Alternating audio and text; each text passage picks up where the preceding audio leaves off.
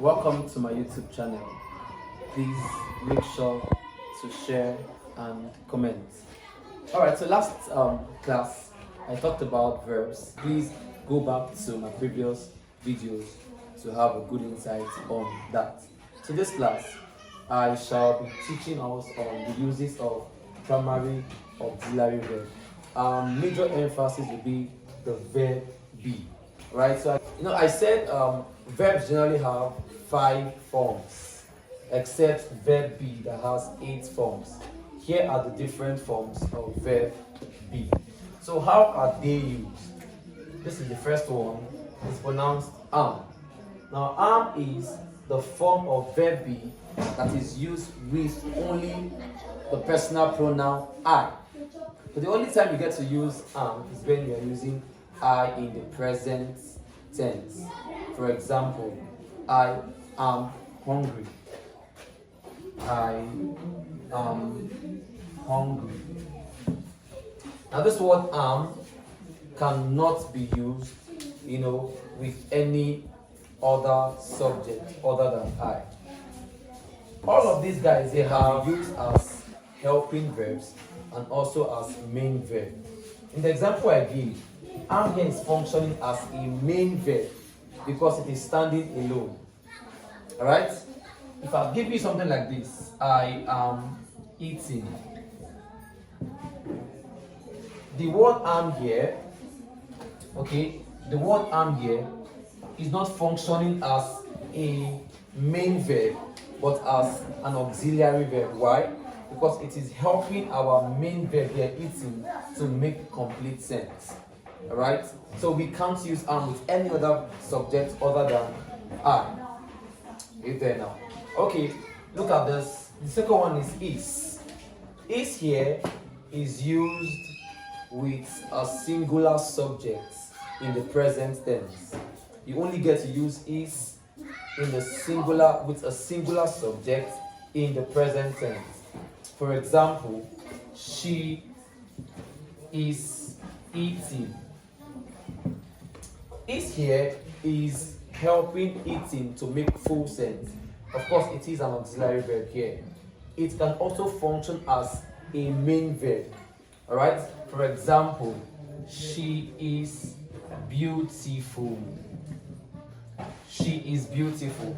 The word is here is not supporting any verb. It is a main verb here. So we call it the copular verb. Why? It is connecting this subject to its complement.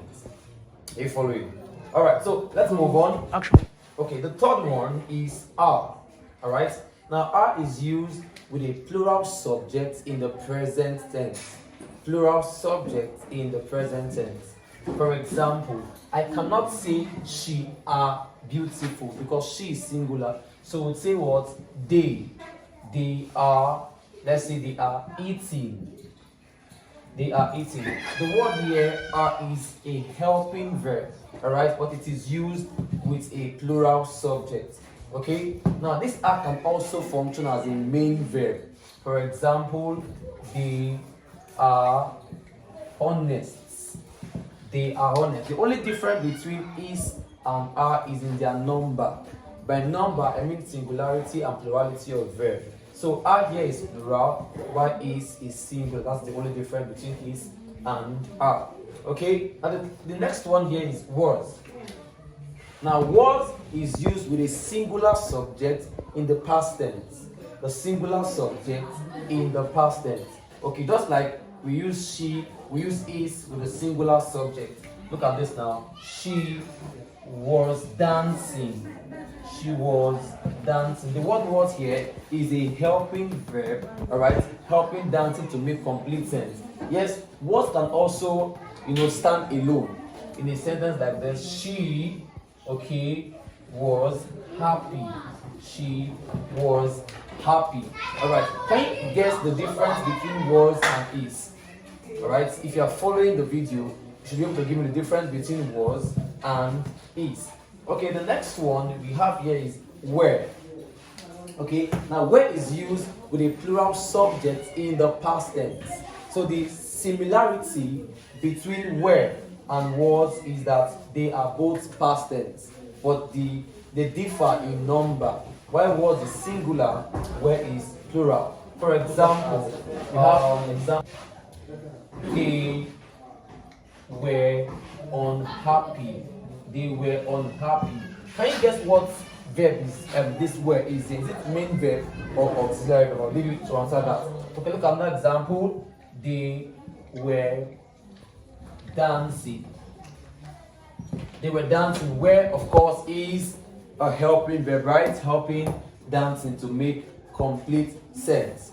Okay, now all of these, don't forget, they are all forms of verb be. Okay, look at be now, next one. Now be, we need to pay more attention to this word be.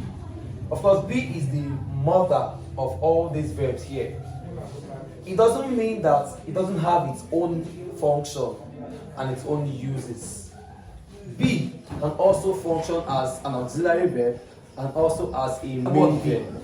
Right? It can be used as an auxiliary verb to support going. She will be going home next week. This is a future reference. Alright, so be is performing a very crucial role in this sentence. Alright, to make this tense, that is future reference, make sense. Okay, so be here is a helping verb. Look at the second example we have here. Can you be my wife? So be can also be used as a main verb to show polite requests. Be can be used as a main verb to show polite request. And of course, that is what it is doing here in this example. Look at number 3 example, be my wife. It simply means that be can be used also in an imperative statement. What is an imperative statement? It's a statement that gives command. And of course, this sentence here gives command. Now, this be here and be can also be interpreted to be become or act like. Can you become my wife? Become my wife. So this is an order, this is a command, and this is a polite request. So all of these things are the functions of be, all right, as a form of verb be. All right, look at the 8th one here. This is the ing form of the verb be. Okay, so the same function that, sleeping would have as the ing form of the verb sleep, is the same function being here would have as an ing form of verb be. Alright, so look at an example. She was being so difficult. She was being so difficult. ing form. Now, I explained to you in the last video that the ing form doesn't have in itself to be either past or present. It's the auxiliary verb used before it that determines if it's going to be past or present.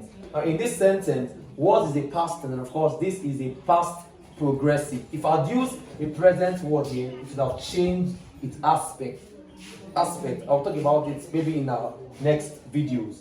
Just try and subscribe and share this video so that person can also benefit. Now look at this. She is being so difficult. She's being so difficult. The difference between this sentence and this one is simply in their, the timing. Why this is present, this is past. The last one is being. B-E-E-N. Now this is the ed2 or past participle of the verb be. Of course, it can be the main verb. It can also be a helping verb. Look at the first sentence. I have been here since morning. The be here is functioning as the ed2 or the past participle. Alright, it is the main verb here. For the second one, look at this. I have been waiting here since morning. This being is different from this one as it is a helping verb. Alright, so this one is functioning here as the auxiliary verb supporting waiting. Alright, yeah. Now, I did say something about this. Oftentimes we make the mistake of saying something like this. home. And take note of this. This thing is completely wrong. The correct usage should have been I am home. So in the quest to abbreviate or to contract this stuff, we make use of this. If you want to contract this, right, it is supposed to be like this, home.